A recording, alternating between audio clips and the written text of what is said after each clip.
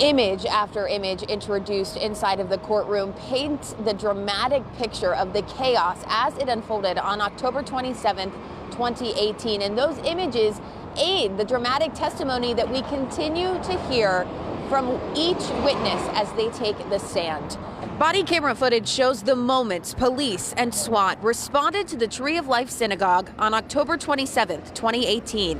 These new images released overnight show some of the aftermath inside of the synagogue on that Saturday morning when three congregations, Tree of Life, Dor Hadash, and New Light, were all worshiping in different locations throughout the building. Survivor Dan Legger is a member of the Dor Hadash congregation. He testified he was actually running towards the sound of gunfire during the attack, hoping that as a nurse, he could help others. Instead, he was shot in the abdomen. These images showed the lower floor of the synagogue where the New Light congregation was worshiping. New Light congregant Carol Black recounted hearing the gunshots when the rabbi conducting the service motioned people through a door to a small, dark, closeted area to hide. Black, 81-year-old survivor Barry Werber, and 88-year-old Melvin Wax were hiding inside of that closet.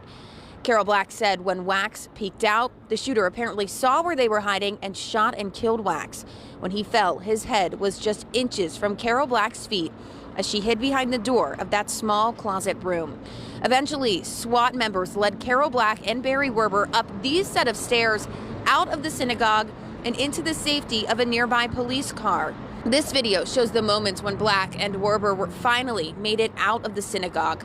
Black said that once in the police car, she could hear police radio saying 8 confirmed dead. Carol Black's brother, Richard Gottfried, was among the 11 people killed.